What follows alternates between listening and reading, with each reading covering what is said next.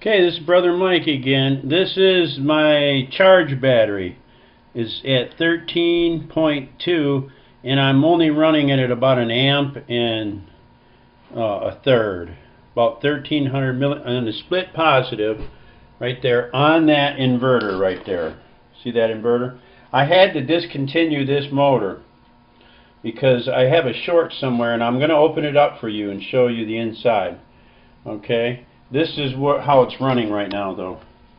This is the differential twice there, I guess. Wait, yeah. This is the differential basically, and that's the charge battery again. I'm checking meters. Okay, so this motor, I'm going to show you about this motor. Ready? Let me hang this camera back up, and we're going to open that motor. I'm going to do some tests first on what it means to have a shorted winding of some sort. Personally, I don't know what it could be. I was having trouble with it already once, and I thought maybe it's just the brushes. So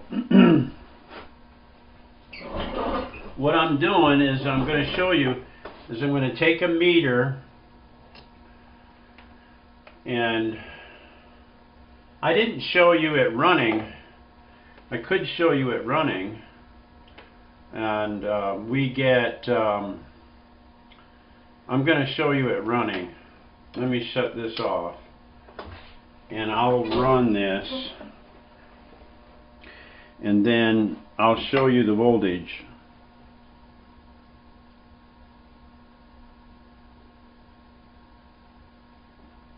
The question is, can you see it?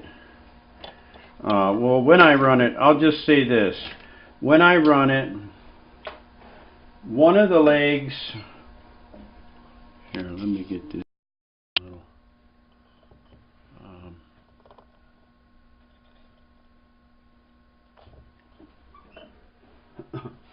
One of the legs, like from here, the red wire, the red side to here, just the case, reads 3.5 volts, and the other one, I'm sorry, they're both 3.5 volts, and then that's DC.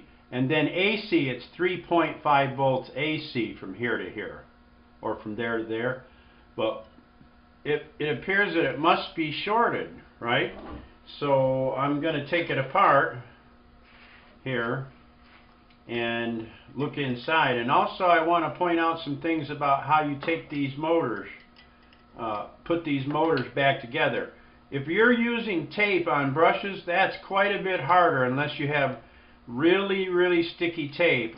I didn't have any, and I've always taken motors apart and put them back together, and they have, the manufacturer gives you a way to do that. There's little holes, and I'm going to show you that if I can, if it'll show up on camera, or I can draw it on the board. But there's little holes in the brush case that the size of straight pins would handle, little tiny microscopic needle size holes, and there's one on each of the upper sides, and I just put a long bent wire all the way to the outside of the case so I can pull it out later, and I'll try to show that to you. That's how all motors, I remember my first motor I did like that was brushes on a starter motor in the 1970s. They have a little hole somewhere to put a piece of wire in to hold the brush back. That's what I want to say. And if yours works with tape, all the power to you, but there is a planned manufacturer set of holes to put wire into to hold the brush backs, and then you can take it back out later. And the brushes are about to fall out now. We're going to get this apart and see what could be wrong. We'll save our springs to one side, and we'll do some ohm checks on it. Now when I ohm checked it, looks like it's going to be hard for you to see any meter readings. But I have a beeper. I have an ohm meter that beeps really good. And I'll show you that.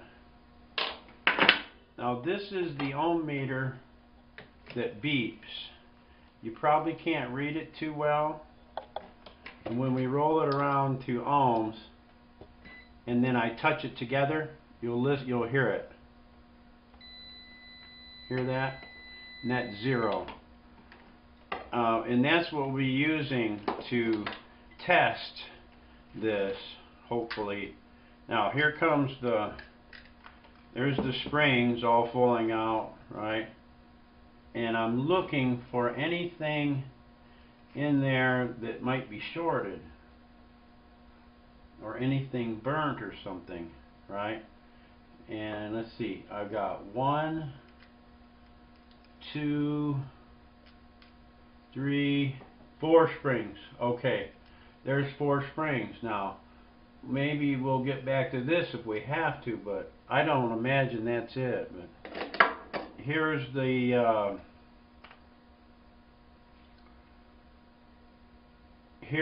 rotor. Now hear it beep? Okay, so let me hook it to the case and hook it to the commutator.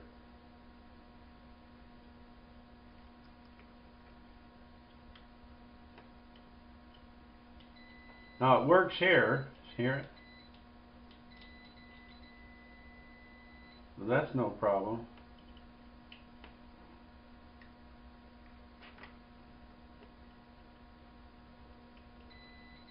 See, there's a problem there.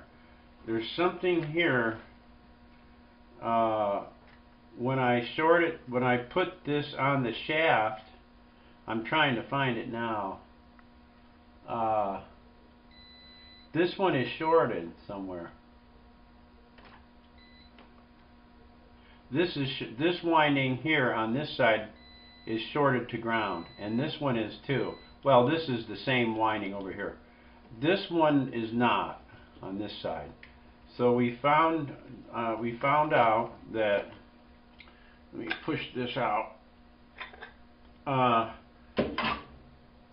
When you wind this motor, there's like little paper cups that are supposed to go in there, and they're in there, but sometimes they get, when you grind them, they get bit off here and there, I suppose, and maybe it's hitting here and it pinched in.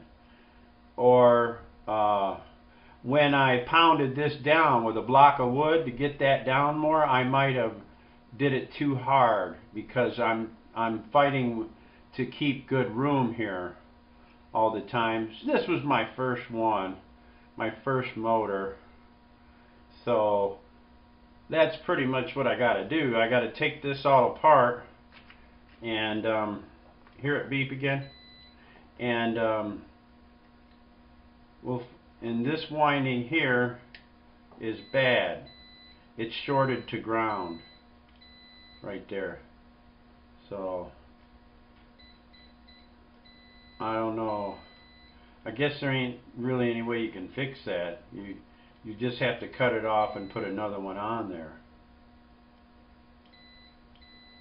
So that's it, shorted to ground. So I have another one, some other ones. Let me get that.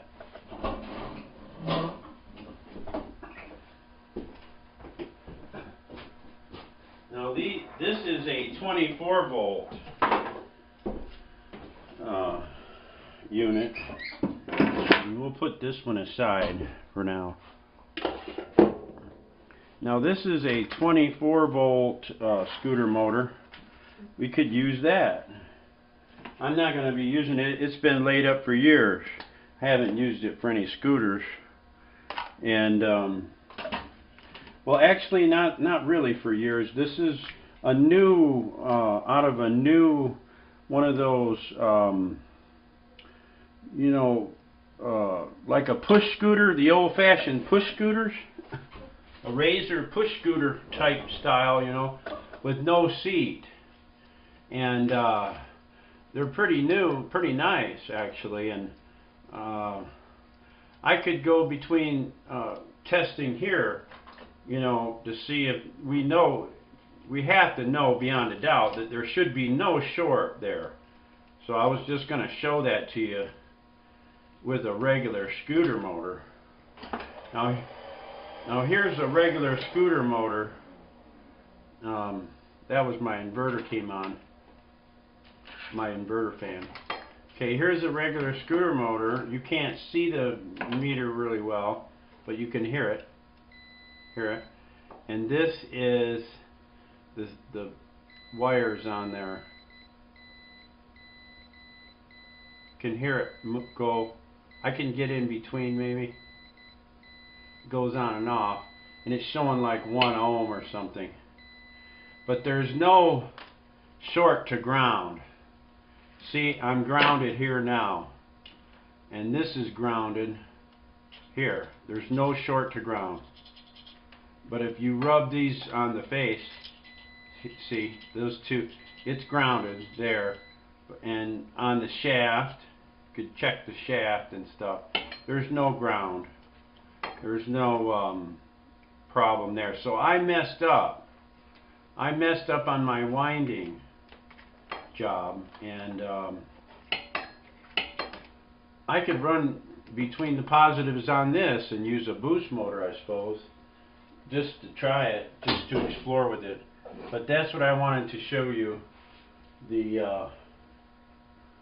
I wanted to show you that one of my windings was out on that. So I'm using an inverter, and you'll see the light come back on, and that's what I'm using right now for the moment until I get that fixed. Thanks for watching, guys. Alright guys, this is Brother Mikey on the Energetic Forum and YouTube. See my winding? I cut it off. That's the old winding, and that one's side on the left was good. And there's the new one. Thought I was going to wait to another week, didn't you? Nope, I'm doing it right now.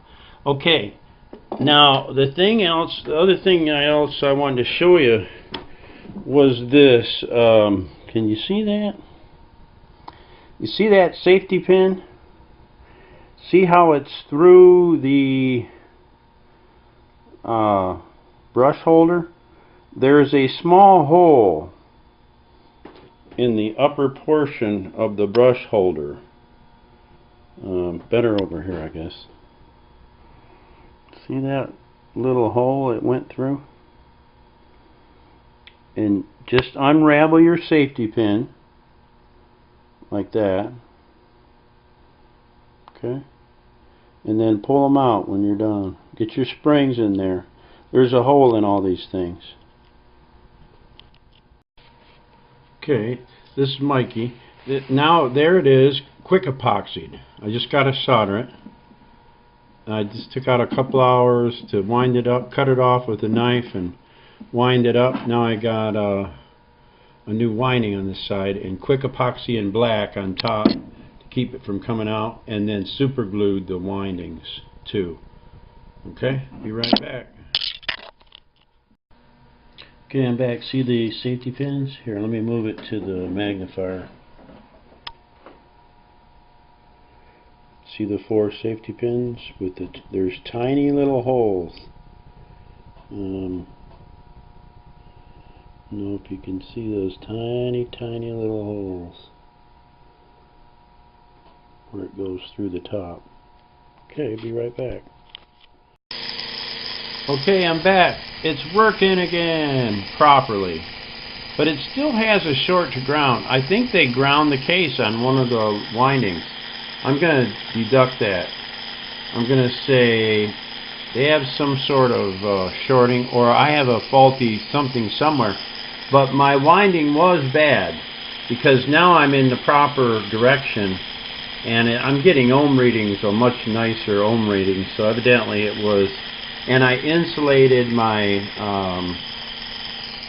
my rotor core. I put masking tape, little pieces inside and out, so when I put the new wire on, it didn't act up. You can see it's charging right here. You get this shadow off here. See it charging, and I'm running the light at the same time that I'm charging on the same number 3 battery. Not that I plan to do it that way, but that's just what's happening. So I got my safety pins out tonight. If you that tape out there. Okay, see my safety pins? You can see them there. And I straightened out the rings on them so they're real stiff, like piano wire. They work good. They could be a little longer. These 4 I have are right to the outside edge when I pull them out. So that's a little easier. And I've got this set. Oh, let me show you how many amps I'm running. And it's in the right direction now. I can charge in the right direction. See my amp meter? Oh, it's stuck again. Okay, let me turn it. See it there? That is almost 3 amps, which is more in line with this battery pack up here. I need that battery pack. When it's dead, I need at least a C20 charging rate. And we'll see. This should not get so hot anymore with the messed up winding it did, but it's running better now. And so I did have something break down on me and happen a few months back when I was running it on the big rotor, and now I've repaired it. So thanks for watching, and I'll be back. Okay, I'm back. One last final video for now. See the voltage? That's the run packs. That one and that one. It's a full battery pack. The charge is right here. 13.23 volts, and stuck. It will not go up. Why? Because look at the differential now. Okay, we'll move these leads over to the 2 positives right here. Okay, here's a positive and here's a positive. Now look at the differential.